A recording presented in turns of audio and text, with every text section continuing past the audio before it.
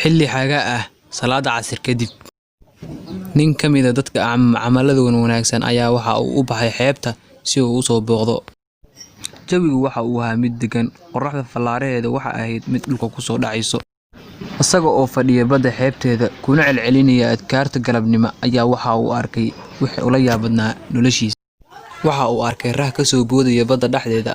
Marka uu soo degay dhulka, rahi waxaa ka soo degay hangarlo. Isla markiiba hangarlihii waxa uu u degdegay qashin meel tuuran. Kadib markuu daqiiqado joogay oo uu soo laabtay, waxa uuna fuulay rahi, waxa uuna galay biyihii.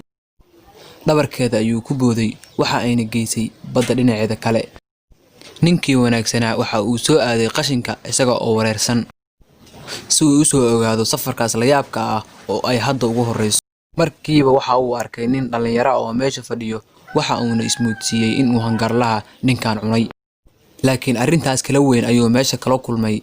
Ninkii uu soo kacay kadib markii uu dareemay inuu qof dul taagan yahay. Wuu soo booday, waxa uuna weydiiyay in la gaaray salaada casirka oo markaas la joogay. Markiiba waxa ay arkeen abeeso weyn oo madaxa ka dhigaysa oo taalo meesha uu ninka ka soo kacay. Waxaa dilay hangarlihii ka hor inta aynan dilin ninka.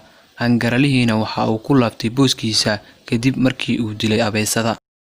Ninkii nafsadiisa waxa uu weydiiyay, arrintaas ma arrin dhici kartaa? Alla awood weynaa. Waxa uu markiiba iska dhaadhiciyay ninkan inuu Alla agtiisa karaamo ku leeyahay. Waxa uuna bartay magaciisa. Waxa uuna ogaaday in uu mid ka mid ah shirkadaha waaweyn xisaabiye ka yahay. Ciwaankiisu wuxuu ku darsaday.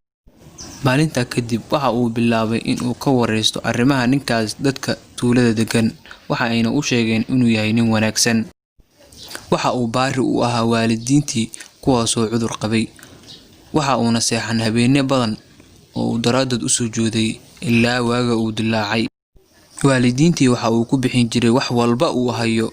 Waalidiintiina waxa ay ahaayeen kuwa u duceeyo, Allana u baryo inuu Ilaahay meel hagaagsan geeyo. Ninkii waa uu farxay, waxa uuna soo xasuustay xadiidka Nabiga sallallahu alayhi wasallam. Muslim ma jira kaas waa barisaday. Waalidiintiina raali ka yihiin ilaa waxa uu sugnaaday laba albaab oo jannada ka mid. Maalinta ka dambeysay, ninkii waxa uu imaaday ninkii dhalinyarada ahaa. Waxa uuna u sheegay inuu doonayo inuu ka shaqeeyo shirkadiisa, uuna doonayo inuu kordhiyo mushaarkiisa. Ninkii dhalinyarada ahaa loo ku mahadiyay, waxa uuna u duceeyay waalidiintiisa.